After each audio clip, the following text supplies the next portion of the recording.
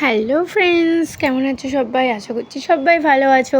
তৃষার mummy daily blog চ্যানেলে সবাইকে স্বাগত জানিয়ে আজকে একটা ভিডিও তোমাদের সঙ্গে শেয়ার করছি। জানো তো, এই ভিডিওটা শ্যুট করা প্রায় 1 থেকে 2 বছর আগে। আজকে আমি হঠাৎ গ্যালারি ঘাঁটছিলাম, ভাবছিলাম বাবানের পুরনো কিছু ছবি আর ভিডিও দেখব। দেখতে দেখতে এই ভিডিওটা আমার চোখে পড়ে গেল। ভিডিওটা প্রায় 1.5 থেকে 2 বছর আগেকার। তো এই যে আজকে ছিল আমাদের কসবা নিউ মার্কেটে ওই সেদিন ছিল ওই আন্টিটার স্বামীর মৃত্যুবার্ষিকী উপলক্ষে 3 বছর পূর্ণ হয়েছে, তার জন্য একটা প্রোগ্রাম রেখেছিল ওই মার্কেটটাতে। তো ওখানে আমাদেরকে যেতে বলেছিল, আমি বাবান আর মা গেছিলাম। তো খুব ভালো লাগছিল। তো আঙ্কেলটা না খুব ভালো ছিল, আমাকে না পুরো মেয়ের মতন দেখতো, জানো তো। যখন করোনার সময় তো সবার তো আর্থিক অবস্থা সব সময় ঠিকঠাক ভালো থাকে না, সেই সময় আমার হাজব্যান্ডের করোনা হয়েছিল আর আমিও ওর পাশেই থাকতাম, সবসময় ওকে সেবা করতাম। তো আমার হাজব্যান্ডের আমি করোনা টেস্ট করাই।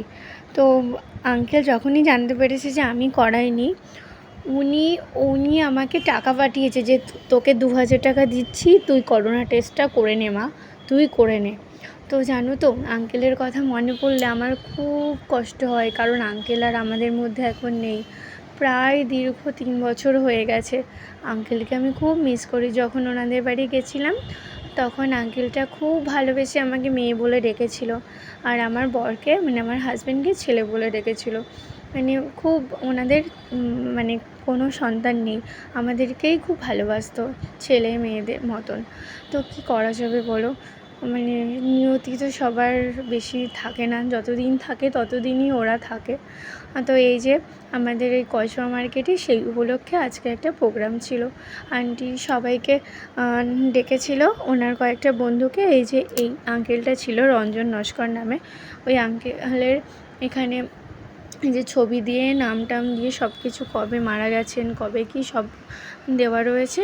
আর ওইদিকে আন্টি গান করছে, প্রোগ্রামটা যেহেতু ওনার, আর উনিও খুব একাই থাকেন, ওনার আর কেউ নেই দেখার, তো একাই সব কিছু করে। কী করবো বলো, অনেকটা দূরে। বলেছিলাম যে কাছাকাছি কোথাও থাকো আন্টি, তাহলে আমি তোমার দেখাশোনা করব, কিন্তু আন্টিটা অনেক দূরে, আমি কিছুতেই করতে পারি না দেখাশোনা। আর এখন তো আমার ছোট্ট বেবি হয়েছে, আমি যখন তখন যেতেও পারি না, ওই ফোন করে করে খোঁজ নেওয়া হয়। তো দেখতে দেখতে প্রায় 1.5 বছর হয়ে গেল। আমার ছেলে হয়েছে, ছেলের জন্য এখন আর সময় দিতে পারি না, কথাও খুব কম হয় আন্টিটার সঙ্গে। যখন কথা হয় আবার 1 ঘন্টা 1.5 ঘন্টা মতন কথা হয়। তো দেখো, বাবান ওই পুরোহিত মশাইয়ের কাছে রয়েছে, কোলে বসে খুব আনন্দ করছে, খেলা করছে। ওকে একটু পোলাও দিয়েছে, ওই পোলাওটা নিয়ে ঘাটাঘাটি করছে।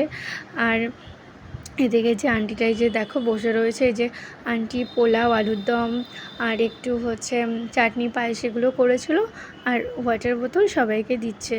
তো আন্টি আমাকে বললো, তুই বস, তোকে আমি দিচ্ছি, এদেরকে ছেড়ে দিই। আমি বললাম ঠিক আছে আন্টি, তুমি তাই করো।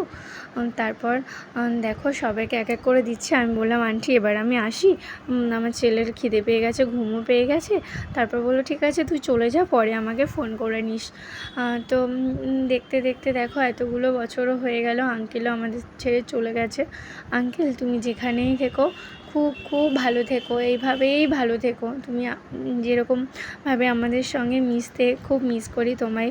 তো তোমাকে তো আর ফিরে পাবো না, তুমি অনেক ভালো থেকো। আজকের মতো ভিডিওটা এখানেই।